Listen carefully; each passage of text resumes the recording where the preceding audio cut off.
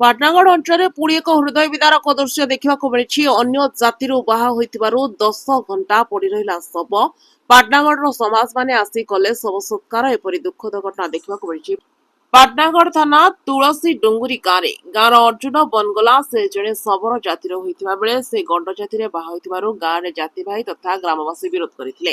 ଏମିତିକା ସେ ତାଙ୍କ ଗାଁରେ ବିବାହ ହୋଇଥିଲେ ସୁଦ୍ଧା ଗାଁରେ ଶ୍ୱଶୁର ଘର ପରିବାର ମଧ୍ୟ କେହି ଶବ ସତ୍କାର ପାଇଁ ଆସିନଥିଲେ। ଏମିତିକି ତାଙ୍କ ନିଜ ଜମିରେ ଶବ ସତ୍କାର ହୋଇପାରିନଥିଲା। ତେଣୁ ସରକାରୀ ଜଙ୍ଗଲକୁ ନେଇ ସେ ଶବ ସତ୍କାର କରିଥିଲେ।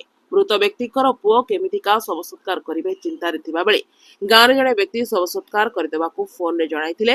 ଖବର ପାଇ ବରିଷ୍ଠ ସାମ୍ବାଦିକ ପ୍ରବୀଣ ପୁରୋହିତ, ସମାଜସେବୀ ଜନସନ ନାଗ, ଗିରିରାଜ ବୈଶ, ବରିଷ୍ଠ ଓକିଲ ରାଣା ପ୍ରଧାନ 5 ଜଣ ମିଳିତ ଉଦ୍ୟମରେ ଆଜି ଶବ ସତ୍କାର କରିଥିଲେ। ଏହି ଘଟଣା ଆଜିର ଆଧୁନିକ ଯୁଗରେ ଏକ ବଡ଼ ପ୍ରଶ୍ନ ଛିଡ଼ା କରିଛି। Bureau report, Mirza news.